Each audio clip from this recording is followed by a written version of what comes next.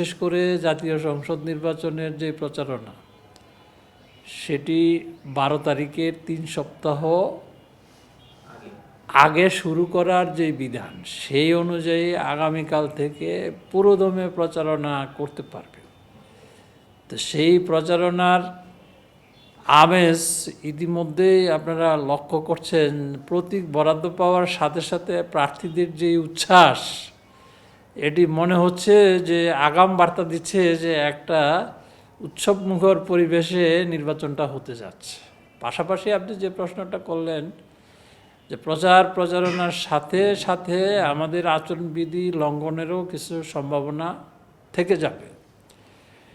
তা আমরা আশাবাদী যে এই যে গত ডিসেম্বরের 11 তারিখ থেকে আজকে জানুয়ারির 21 তারিখ পর্যন্ত আপনাদের মিডিয়ার মাধ্যমে বাংলাদেশের প্রত্যেকটা নাগরিক, রাজনৈতিক দল, প্রার্থী, ভোটার, সংবাদকর্মীদেরকে আমরা ধন্যবাদ জানাচ্ছি যে আমাদের আচরণবিধি মেনে চলার যে একটা কালচার, এই ত্রয়োদশ জাতীয় নির্বাচনের তফসিল ঘোষণার পর থেকে এটি অনেকের কাছেই খুব প্রশংসার বিষয় হয়ে দাঁড়িয়েছে। কারণটা হচ্ছে যে সবাই বলতেছে যে এটা কি ম্যাজিকে হলো যে কোনো পোস্টার নাই, কোনো ব্যানার নাই, কোনো লিফলেট নাই, কোনো বিলবোর্ড নাই, রাস্তাঘাট পরিষ্কার পরিচ্ছন্ন। তো এটি কিন্তু ভোটারদের এবং রাজনৈতিক দলের কৃতিত্ব। এখানে নির্বাচন কমিশনের শুধু যেটি ছিল আচরণবিধিতে পোস্টারটা নিষেধ এবং অন্যান্য ইয়াগুলো নিষেধ করা ছিল। তো সকলের সহযোগিতায় এই কাজটি সফল হয়েছে এবং আমরা মনে করি যে এটির কৃতিত্ব সকলের।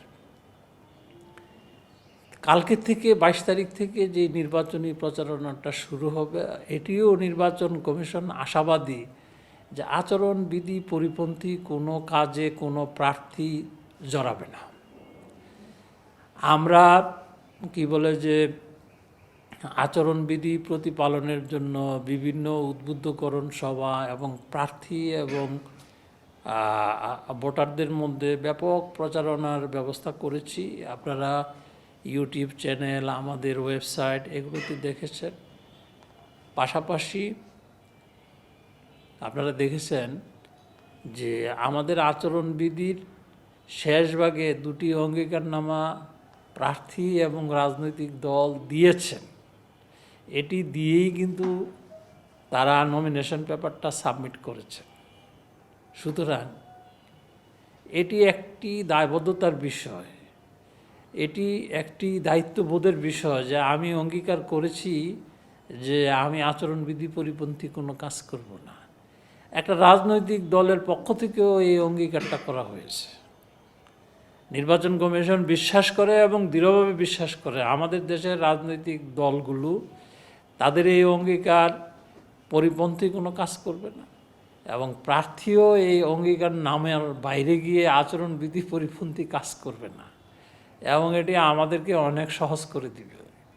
এর পাশাপাশি আমরা যেটি রেখেছি, প্রত্যেক আসনে, প্রত্যেক উপজেলায়, দেশের আনাচা কানাচে, প্রত্যন্ত এলাকায় আমাদের ভ্রাম্যমাণ আদালত, আমাদের ইলেকটোরাল ইনকোয়ারি কমিটি কাজ করবে এবং আচরণবিধি পরিপন্থী কাজ চোখে পড়া মাত্রই তারা সেটি আইনের আওতায় নিয়ে